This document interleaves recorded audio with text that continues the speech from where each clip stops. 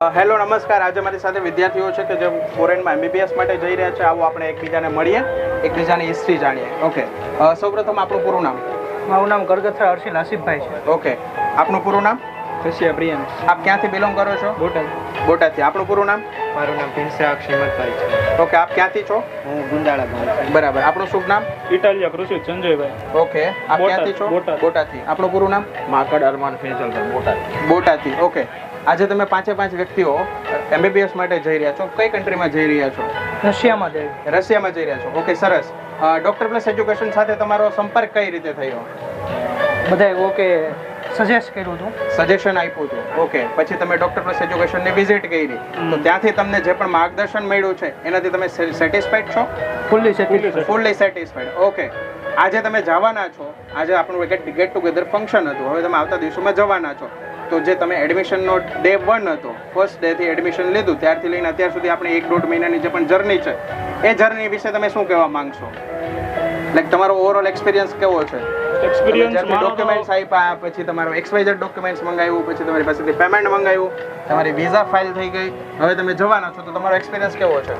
મારો experience personally તો આમ બહુ સારો છે. મારે આમ શુભમ સર હારે, પંકજ સર હારે, એમની હારે ભાવનગર બ્રાન્ચમાં એમની આમ ગમે ત્યારે કોલ કરી તો પહેલો કોલ તરત પિક કરે. શુભમ સર છે, પંકજ સર છે, અને આમ પોલાઇટલી હાવ આન્સર આપે બધી રીતે. એમ ગમે એ કામ હોય આપણને ત્યારે કોઈ જગ્યાએ એમને જ ફીલ થવા દીધું કે આ તો હું પેમેન્ટ થઈ ગયું એટલે એવું કાંઈ એવું નથી. મને એવું થયું ગમે ત્યારે પંકજ સરને કોલ કરું તો પહેલો કોલ મારો પિક કરે. આમ એ બધા એક્સપિરિયન્સ મારા ડોક્ટર પ્લસ વાળા સાથે. તમે 5 જણા છો તો તમને 5 પર્સનલી પૂછીશ કે ડોક્ટર પ્લસ એજ્યુકેશને તમારી પાસેથી કોઈ હિડન ચાર્જીસ લીધો છે? કોઈ પણ હિડન ચાર્જીસ નથી લીધો. ઇટ મીન્સ કે તમને જે પણ ફીસ સ્ટ્રક્ચર આપવામાં આવ્યું છે, જે પણ પેમેન્ટ બાબતે કીધું છે, એનાથી એક પણ રૂપિયો એક્સ્ટ્રા નથી લીધો. કોઈ હિડન ચાર્જીસ નથી લીધો. બરાબર છે.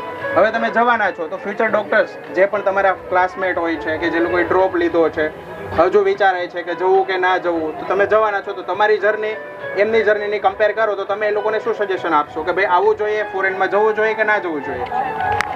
ફોરેનમાં બેશક જવું જ જોઈએ, કેમ કે અહીંયા કઈ રાસ્તો ખતમ નથી થતો કે અહીંયા સિલેક્શન ના થાય. Okay okay.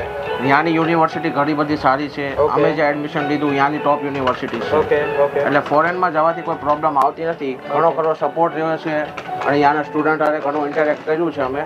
એટલે બહુ સારો એક્સપિરિયન્સ છે. Okay, thank you so much બધાનો ડોક્ટર પ્લસ એજ્યુકેશન સાથે કનેક્ટ થવા માટે, ડોક્ટર પ્લસ એજ્યુકેશન સાથે જોડાવા માટે, અને ડોક્ટર પ્લસ એજ્યુકેશન વતી તમને ખૂબ સારી શુભકામનાઓ. તમે તમારા પરિવારનું નામ રોશન કરો, દેશનું નામ રોશન કરો અને ખૂબ સારી લોકોની સેવા કરો એવી અમારા વતી તમને ખૂબ સારી શુભકામનાઓ. Thank you sir. Thank you sir.